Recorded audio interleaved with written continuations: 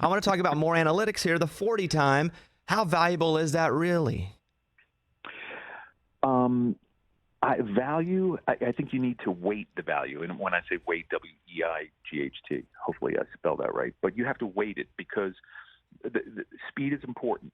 But that is a proactive running. I talked about this on the network yesterday. When you're on defense, most of your speed needs to be reactionary speed and responsive speed. So I remember there was a player who was one of the first legit 4-3 guys, and he was a safety. I won't mention his name, but he's one of the first legit 4-3 guys.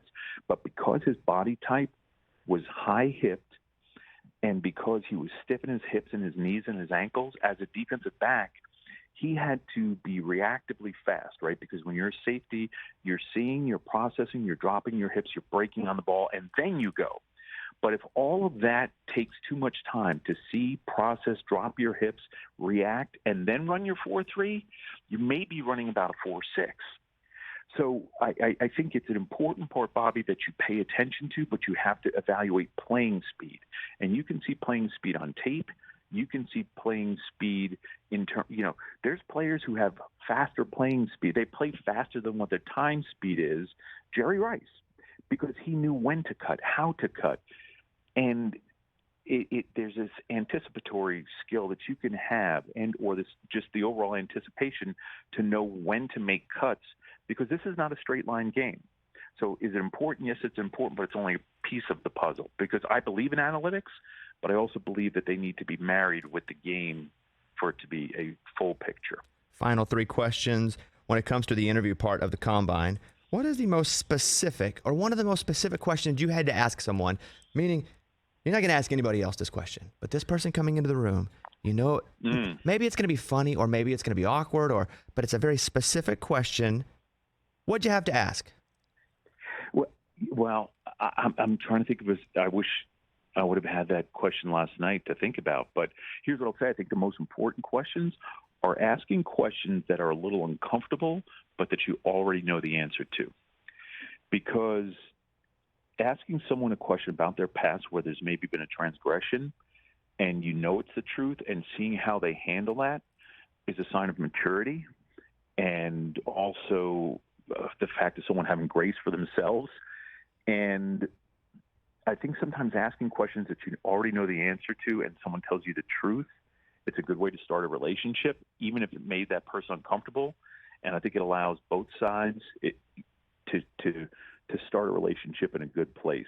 I hope I articulated that well enough. Yeah, and I didn't have the question last night. I literally just came up with it now. I'm pretty proud of myself. So, but you hear now is me patting myself on the shoulder for a great question, Scott.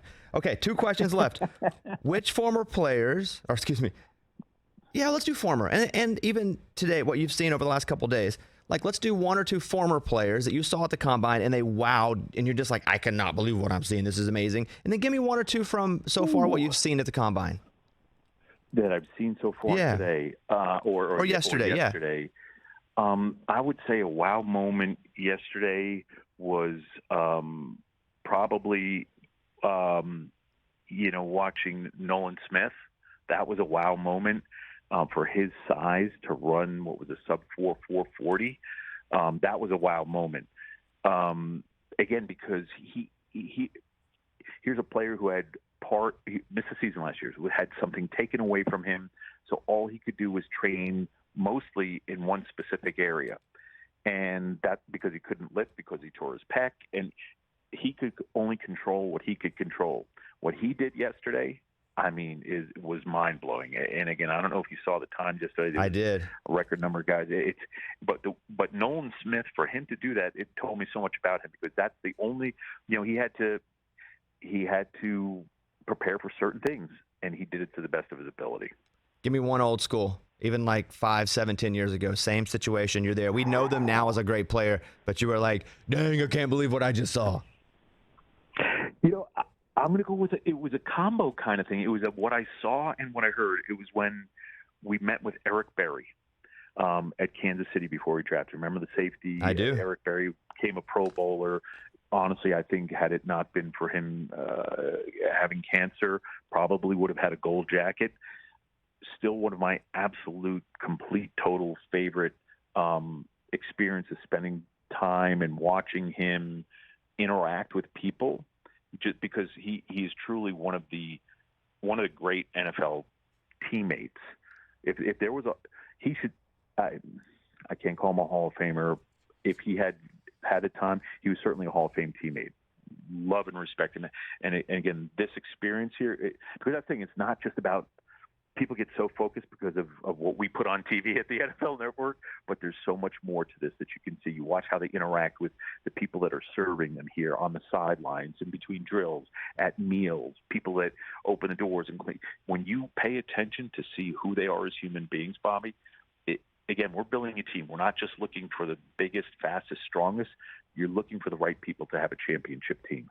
Catch the Rich Eisen Show every single day on the Roku channel, 12 to 3 Eastern, for free.